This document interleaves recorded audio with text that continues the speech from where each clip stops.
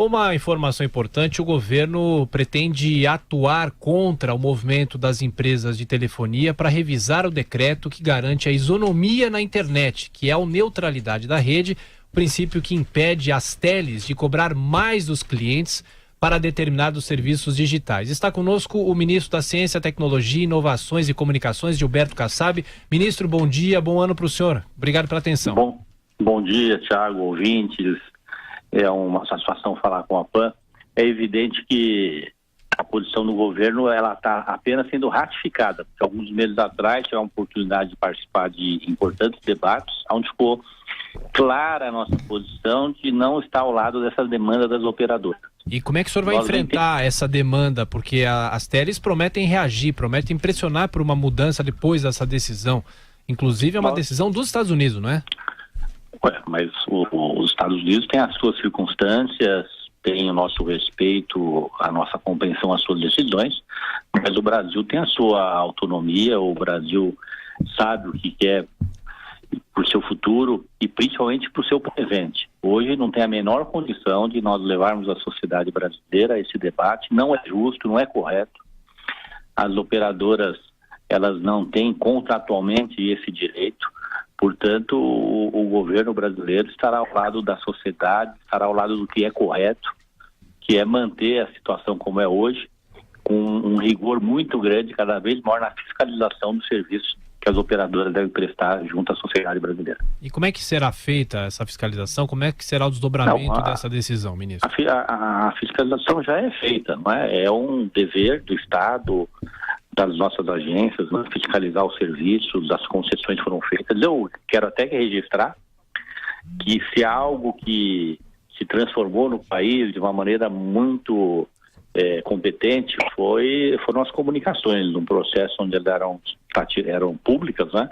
Se transformaram em operações privadas, mediante um êxito realmente muito expressivo de políticas públicas do então governo do presidente Fernando Henrique Cardoso, e que perdura até hoje. E com avanços que acontecem a cada momento. Estamos falando agora, por exemplo, em lançar o programa, e já nas próximas semanas, Internet para Todos, que é levar a internet para todos os pontos do Brasil, todas as localidades que não têm conectividade.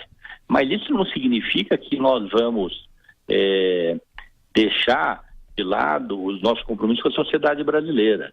Hoje as operações têm seus custos, as operadoras são remuneradas por eles, e essa discussão ela não tem o apoio do governo brasileiro, e qualquer tramitação de projeto dentro do Congresso Nacional, por iniciativa de algum parlamentar, terá da nossa parte uma manifestação bastante rigorosa contrária. Ministro, é Denise quem está falando, mas muitas dessas empresas são estrangeiras, elas seguem regras do exterior. Isso não pode levar a uma transferência do mesmo tipo de procedimento aqui no Brasil? De maneira alguma, Denise. São regras claras que existem no Brasil e as políticas públicas não são globalizadas, não é? As empresas são. E elas sabem disso. E, aliás, a nossa relação com as empresas, elas são bastante corretas, adequadas, transparentes. Esse tema já foi discutido com elas conhecem a nossa posição e não há nenhum estresse nisso. É um direito delas demandar, aliás, é um direito delas demandar qualquer alteração no sistema de relação com a contratante, com o contratante ao governo brasileiro, mas da nossa parte não há nenhuma expectativa de mudança. Augusto, e olha, eu tenho certeza absoluta, para tranquilizar os milhões de usuários brasileiros, que qualquer que seja o parlamentar no Congresso Nacional que apresente um projeto que tenha esse objetivo, será derrotado majoritariamente. Eu conheço o que pensam os parlamentares, eu discuti, ao contrário, eu fui procurado por representações de todas as bancadas da situação, da oposição, dos últimos meses, querendo saber a posição do governo, porque as bancadas eram contra essa mudança. Então eu posso até dizer, não vou falar em nome das bancadas, mas dizer o que falaram para mim como ministro de Estado das Comunicações, de que não existe nenhuma bancada hoje no Congresso Nacional que defenda essa mudança, nenhuma. Augusto Nunes. Ministro Augusto Nunes, como é que vai o senhor? Tudo bem? Bom dia, Augusto. Prazer em ouvi-lo. Bom dia. Ministro, quando o senhor fundou o PSD, O senhor definiu o partido de uma maneira muito singular e muito interessante. O senhor disse que não era de esquerda, não era de direita e não era de centro. Num país radicalizado como anda o Brasil, se fala muito em direita, esquerda. O PST pode ser caracterizado hoje como partido de centro ou ele continua em lugar nenhum? Não, é um partido de centro. Na verdade, aquela frase, Augusto, foi muito bem lembrada por você, foi num momento, não é que estava já fundado o partido, estava sendo criado o partido, e eu disse que estava sendo discutido através da fundação, que iria se tornar a fundação do partido, o Espaço Democrático, o perfil de atuação no partido, e que naquele momento eu não poderia atuar, e daí falei genericamente, dentro da esquerda, mais que se dependesse de mim, e o que eu percebia é que o partido estava se tornando, estava sendo criado para ser um partido de centro. O que eu posso afirmar que hoje ele é. Hoje o PSD é um partido do centro, da política política, de centro ideologicamente, o que é muito positivo diante das peculiaridades do Brasil. O Brasil precisa de equilíbrio, o Brasil precisa de posições políticas de centro, que tenham condições e legitimidade para conversar, para dialogar com as diversas circunstâncias ideológicas do país. E, ministro, qual é hoje o candidato ou pré-candidato que preenche esses requisitos? Que, portanto, está mais próximo do apoio do PSD? Olha, Augusto, todos sabem, não é, que o PSD tem nas suas fileiras um presidenciável, não é candidato, que é o ministro Henrique Meirelles da Fazenda. Ele tem tido da parte do partido, por parte do partido, todas as oportunidades, não é, para que ele possa ser apresentado, o partido apresentando ele não tem descuidado das suas atividades de ministro da Fazenda, e no momento certo, com a transparência e com a honestidade que existe nas relações do partido com ele, nós vamos discutir se é a candidatura adequada para esse centro, para o país, não é? É evidente que para o partido sempre será, mas o partido tem que ter uma posição, primeiro, de ter uma candidatura com viabilidade. Nós temos outros, respondendo a sua pergunta, candidatos de centro no país. Eu sou ministro de Estado e é evidente que eu não posso deixar de reconhecer que hoje o governo do presidente Temer tem uma agenda reformista que vai deixar resultados muito positivos para o futuro do país, que eventualmente poderá também ser um candidato. E aqui em São Paulo temos o governador de São Paulo, Geraldo Alckmin. Todos sabem, é inquestionável a performance do PSDB dos últimos 20 anos aqui no estado de São Paulo, e parte expressiva desse tempo comandada pelo governador Geraldo Alckmin, que o credencia também ocupar esse espaço de centro e ter a oportunidade de ser um candidato representando essas forças, não é? Com condições de, ganhando as eleições, trazer para o Brasil a mesma estabilidade que ele trouxe governando o estado de São Paulo para o nosso estado. Ministro Gilberto Kassab, mais uma vez, muito obrigado pela entrevista. Bom dia. Eu posso falar um tema que interessa para você? Pode, por favor, tem novidades sobre o rádio, O Josival Peixoto, na última visita que eu tive aí fazendo, sim, ele mostrou muito interesse em relação à migração das rádios da AM para FM e a ocupação da faixa estendida. Isso. Não é?